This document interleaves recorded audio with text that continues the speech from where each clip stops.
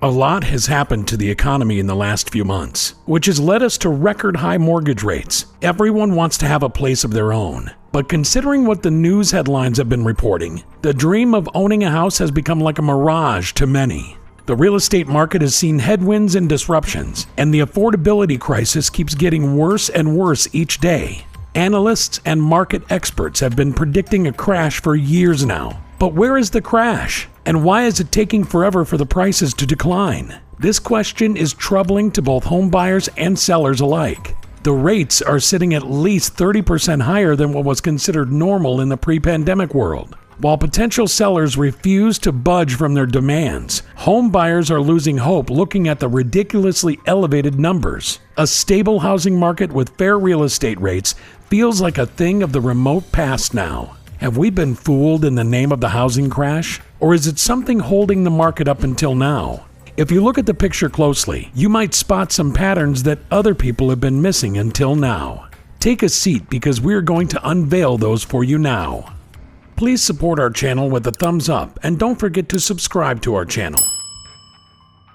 The numbers reported by the National Association of Realtors, home prices were down only by 1% year over year in the previous month. Home buyers have started getting cold feet, yet the housing market is massively overvalued right now. Here is what we have noticed about why this is so. Number 1, restricted housing supply. Brewing up the storm of overvaluation in the real estate market is the scarce supply of houses. According to the Altos report, we started this year with an all-time low housing supply. It is true that the inventory is higher than the previous year, but it is far below the normal levels of the pre-pandemic world. If you compare, you will see that the housing market had around 800,000 houses before March 2020, which dropped down to almost 500,000 in 2023. That is a solid 38% decline. Given that, it is fairly obvious why the prices have managed to stay resilient until now. In fact, they have even increased in most states. The market should improve in the next few months, but let's be clear, things will still be quite limited. There are several reasons for the low inventory. It's not always builders being unwilling that causes it. Sometimes, homeowners aren't ready to sell, leading to a lack of active listings. Number 2, this brings us to our next point, low incentive to sell. With data from Redfin, it is obvious that new listings for sale are down by 25% from their historical norm. Sellers are refusing to put their homes up for sale. It makes sense when you look at the numbers reported by the Federal Finance and Housing Administration. Currently, 14% of mortgage holders have a sub 3% mortgage rate, and 35% have a mortgage rate below 5%. Forbes Advisor also points out that nearly 80% of mortgaged Americans are benefiting from ultra-low mortgage rates. No one in their right mind would give such properties up, while mortgage rates are at risk of rising to 8% in the near future. Besides, many current mortgage owners are the retirement population that has invested in their post-retirement lifestyle and do not have a good reason to sell. So, you cannot expect these individuals to contribute to the inventory in the near or distant future. Number 3, slowed increase in inventory brings us to the next factor, competitive market with heated bidding wars. Everyone is familiar with the supply and price relationship. It is inverse. Given such a tight supply of houses, it is obvious that more people are aiming for one property. As a result, the prices have surged, causing fierce competition in the market.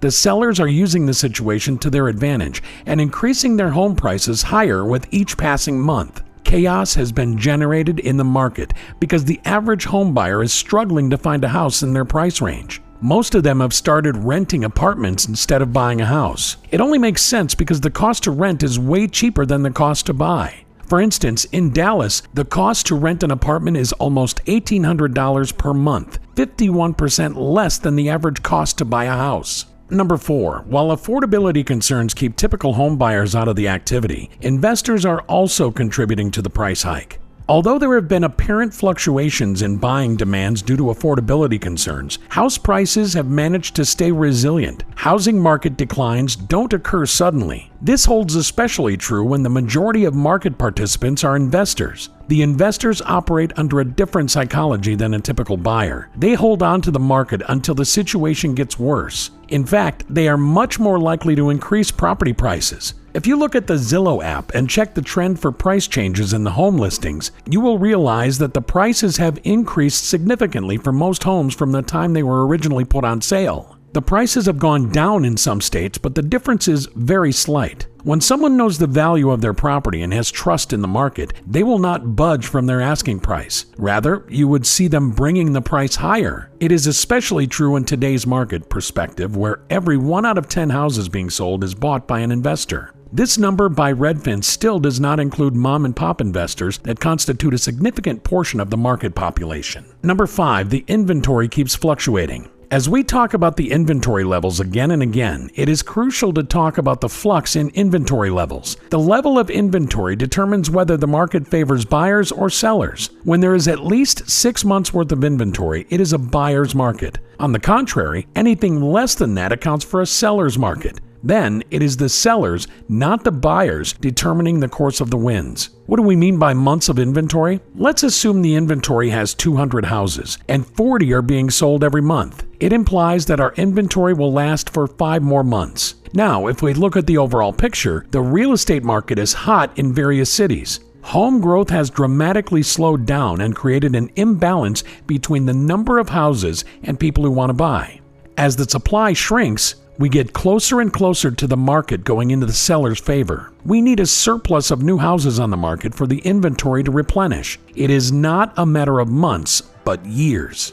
Number 6, seasonality peak. Another thing contributing to the spike in prices is the seasonality effect. It is a common market trend in real estate for the prices to soar in spring and summer before moving toward a decline as winter approaches. Since the last week of May, we have seen houses priced 30, 40, and even 50% higher than the previous years. And if you look at the trends provided by the Case-Shiller Index, similar general trends can be observed in history. In 2022, we saw the market experience a peak exactly around this time. Eventually, the prices declined around Christmas. According to Redfin, an average house in the U.S. was listed for $428,740 in June 2022. The same dropped to nearly $388,000 in December 2022. As of June 2023, the numbers have caught up to $425,571 yet again. Number 7. On top of everything we discussed earlier, including the seasonality peak, Fed rates are adding up to the affordability crisis for home buyers. Since the majority of people buy houses using a mortgage, it does not make sense to discuss the housing prices independently. And if you look at the mortgage interest rates, they have gone from 3% to 7% within a couple of years, making it even more difficult for people to get a place they can call home sweet home.